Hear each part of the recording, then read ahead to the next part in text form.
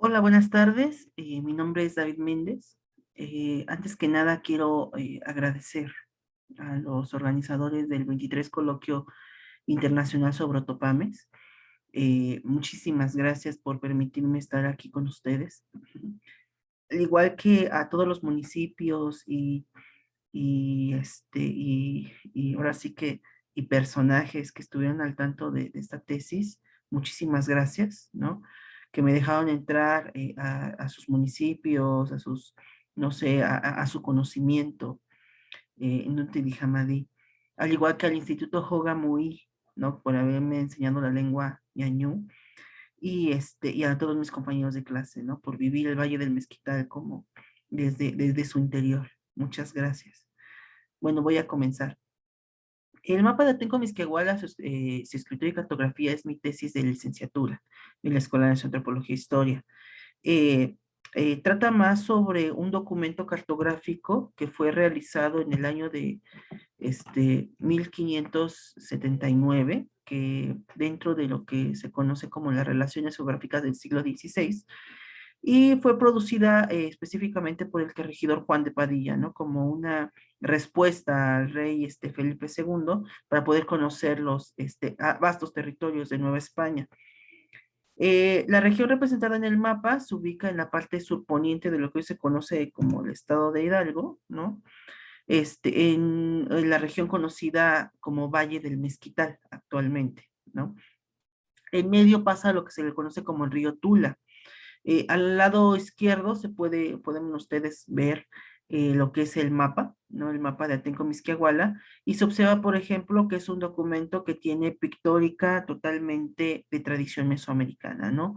Lo que son los cerros, lo que son, por ejemplo, los personajes, ¿no? Tiene todas las características de esta tradición pictórica mesoamericana.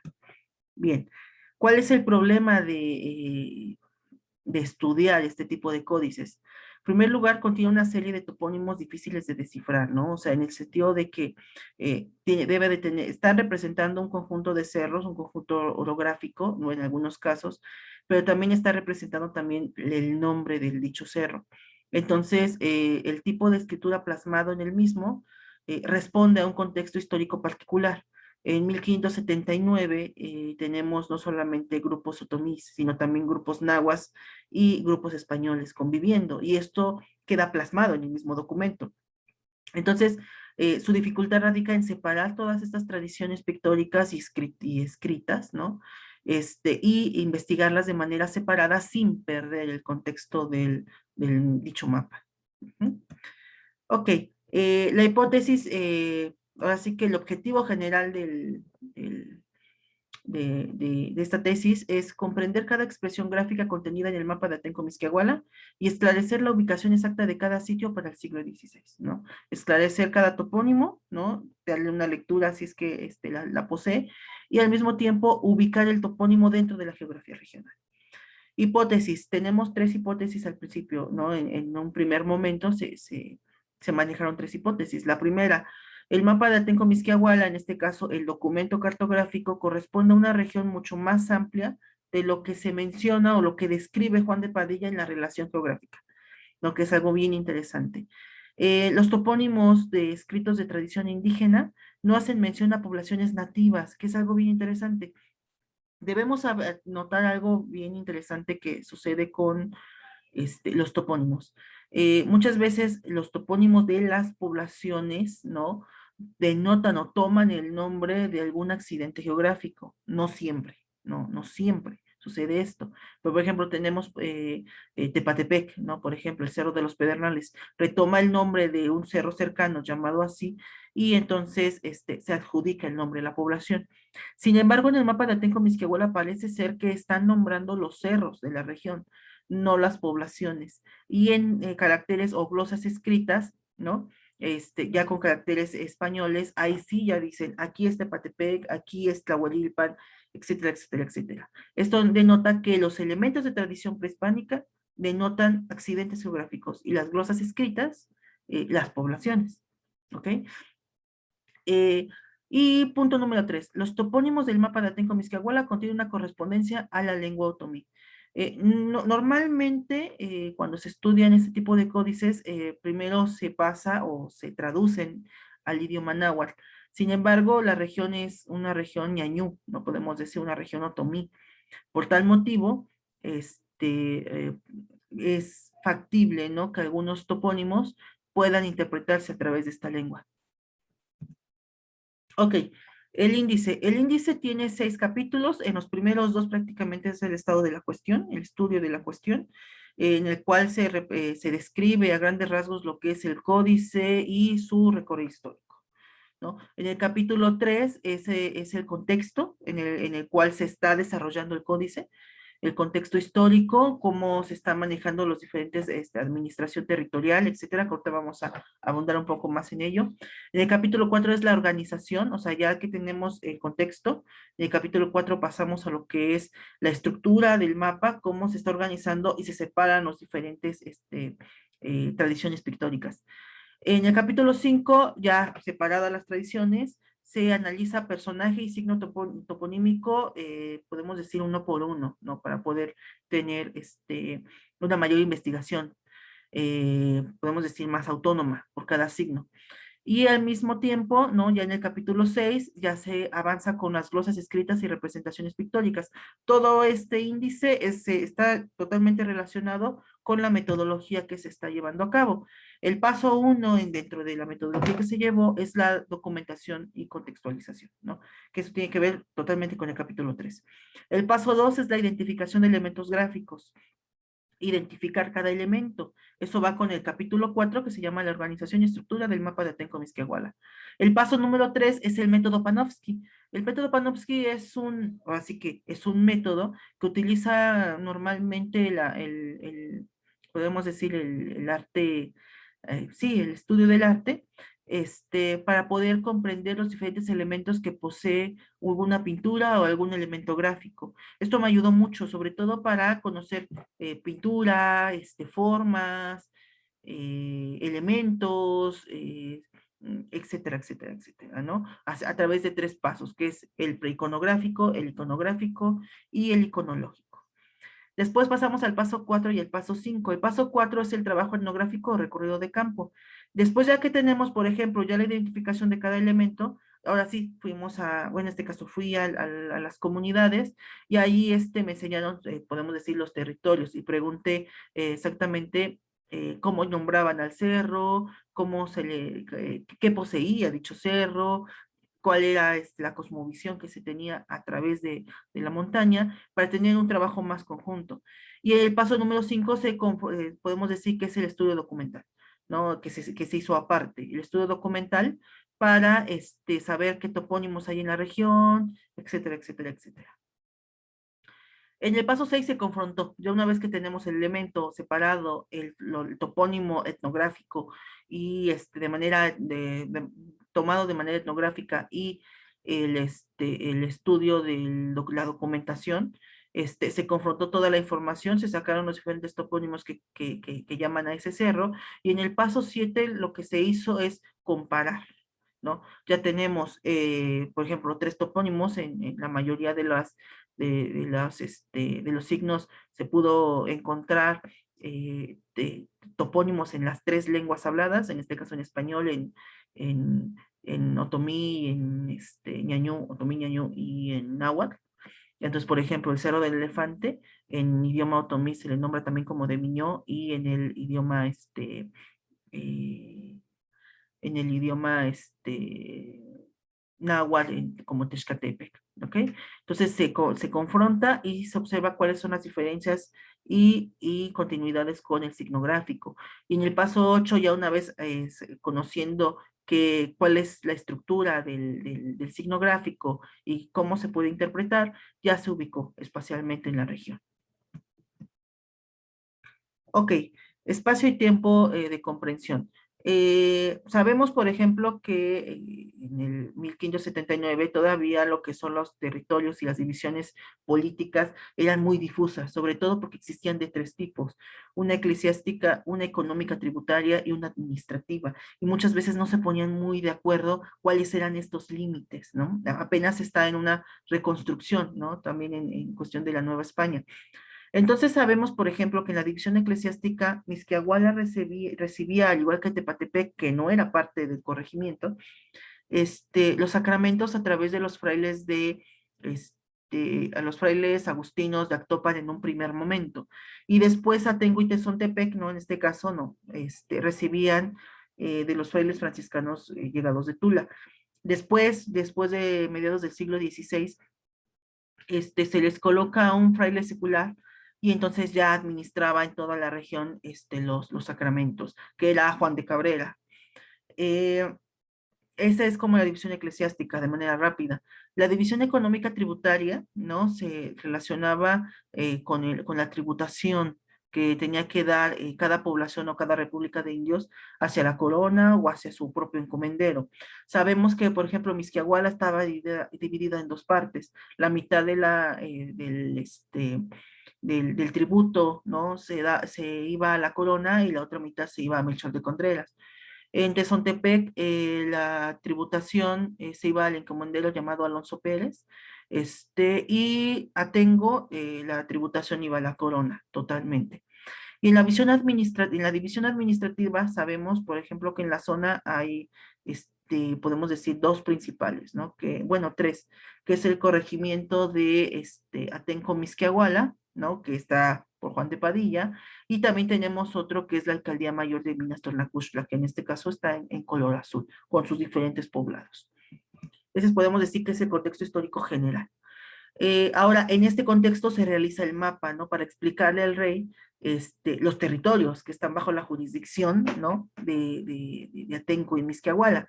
Entonces, ¿cómo vamos a tratar este mapa? Primero, separar. Entonces, ¿cuáles son los elementos de tradición mesoamericana y cuáles son los elementos de tradición europea? Creando un cuadro de glifos y glosas. Estos son los elementos de tradición mesoamericana. Sus componentes principales es que poseen color, algo bien interesante.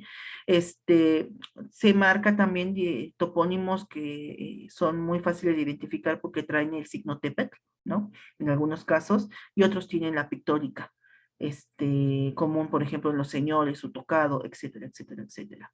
También algo interesante es que todos los signos, en este caso, por ejemplo, los cerros, están vinculados a un punto central en el mapa. Así, si tú volteas el mapa o le das movimiento, siempre van a quedar algunos cerros de forma vertical, que eso es algo también muy típico dentro de las tradiciones prehispánicas.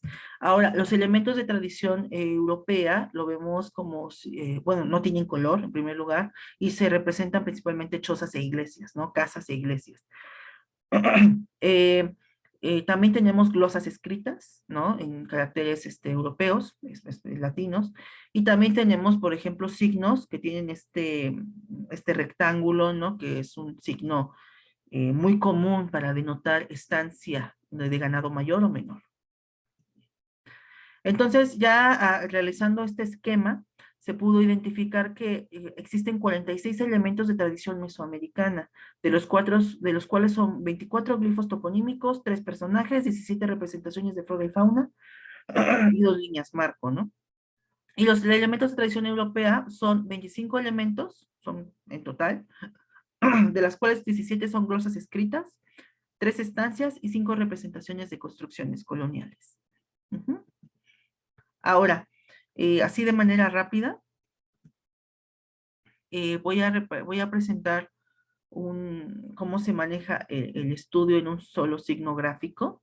Me va a ser imposible todos, ¿no? Que son 24 topónimos. Entonces, pues voy aquí a hacer a grandes rasgos lo que es cómo se manejó la información en un solo topónimo. En este caso es el signo gráfico TD. Uh-huh. Bueno, en el tema del método Panofsky, lo primero que se identifica son las formas. Entonces, podemos decir que una figura de forma trapezoidal, ¿no? En el cual, de coloración amarillo ocre, en el cual dentro se desenvuelve una figura fitomorfa y tiene 3 colores principales, ¿no? Que es el negro, un tono amarillo ocre y el rosado. Entonces, el glifo se encuentra en la esquina inferior izquierda del mapa, ¿no? y al mismo tiempo está asociado. Esto es muy importante, siempre tener las asociaciones al glifo para no perder el contexto de este signo con el mapa completo. Entonces, hay una glosa o elemento asociado, que es la glosa 12G, que dicta, aquí está Tepectic, estancia de Tula, una legua de Misquiahuala, es tierra llana. Los claves o de elementos, de los elementos cercanos es el límite amarillo, el, el topónimo E, el topónimo C y la construcción 5. Y autores lo han identificado como Xochitepec o Xochitlán, ¿no? En este caso Acuña y Torres y Rodríguez lo han identificado. Ok. Ahora, después se pasa al análisis documental por fuentes históricas, arqueológicas y etnográficas. Entonces, aquí hay una cuestión bien interesante. La cuestión etnográfica nos dio mucha información. En este caso, por ejemplo, sabemos que, por ejemplo, por Juan Hernández, nos comentaba que existen flores de tono encarnado que crecían en lugares específicos, en sitios húmedos de mucha hierba, ¿no? El cual eran denominados como denchugui, que es más que nada es flor de heno. Estos eran muy importantes dentro de la cosmovisión ñaño porque se colocaban o se hacían collares, ¿no? Sobre todo para los santos, y todavía en Misquiahuala se hace una peregrinación para traer estas flores muy interesantes, que no es la flor de encino, es una flor de heno especial, ¿no? Solamente crece en los lugares húmedos y donde hay mucha hierba. En el Valle del Mezquital solo lo podemos obtener esto a través de las grandes montañas, del Chití, por ejemplo, o de la Sierra de Jacuba. Son muy interesantes. Sin embargo, en las fuentes históricas también remarca la importancia del denchugui, ¿no? Que en náhuatl se podría decir como Patsochi. En la historia tolteca chichimeca y, por ejemplo, en el mapa Tlotzin también remarca que los gobernantes chichimecas se hacían sus coronas de gobernante a través de esta planta y de estas flores, ¿no? Se hacía esta corona de Patsochi, muy famosa. Entonces, esto va dándonos información acerca de la cuestión histórica y lo relacionado con que tiene con los otomís del Valle del Mezquital. Esto logró darnos la idea, ¿no? En este caso, de la ubicación del sitio, porque no en todos los lugares se da esta planta. Entonces tenemos dos. Primero, ¿qué topónimos tenemos? Xochitlán. Xochitlán es una población actualmente en el Valle del Mezquital, sin embargo se encuentra pasando el río Tula, entonces se aleja mucho del lugar donde actualmente se tiene identificado, ¿no? En el mapa, que es al poniente del río Tula. Entonces se marcó, pero se tomó como posibilidad, que es una posibilidad. Pero otra posibilidad que tenemos son lo que nos dice, por ejemplo, los lugareños, que el lugar se llama Bondapó, ¿no? Que es como un lugar donde abunda mucha hierba. Entonces, donde abundan las hierbas, que es los pobladores de Butexcalco en 2019, ¿no? Entonces, lo que tenemos es que cuando se separa esta imagen, podemos decir que se tiene un sistema de escritura, ¿no? En este caso, ¿no? Se tiene una forma de escribir esta palabra, pero que solamente se entiende en el idioma otomí. ¿Por qué? Porque el término bo puede representar dos formas, ¿no? Tanto negro o como abundancia. Entonces, esta coloración o este iluminado no es casual, ¿no? Lo que están diciendo es, aquí abundan las hierbas o aquí abundan las flores, ¿no? Que es algo bien interesante lo que está haciendo este sitio. Y he estado metiendo también el término tapó, ¿no? Para decir que es una hierba, que es un lugar donde abunda la hierba o donde abundan estas flores, que es muy interesante. Bueno, así se analizan todos los topónimos, ¿no? Cruzando informaciones de fuentes históricas, arqueológicas y etnográficas. Igual se abunda también sobre los cerros y toda esta cuestión. No puedo, me es imposible explicar cada uno de ellos. Entonces, lo que hay una página de YouTube donde metí un video, ¿no? Y ustedes pueden ver a grandes rasgos, por ejemplo, cómo se ubica cada uno de ellos. Bien, para finalizar. Ya para finalizar rápidamente, la importancia en el conocimiento de la lengua indígena para poder comprender los signos gráficos es importantísima. No solamente el idioma náhuatl, sino también los idiomas que se están registrando en la zona.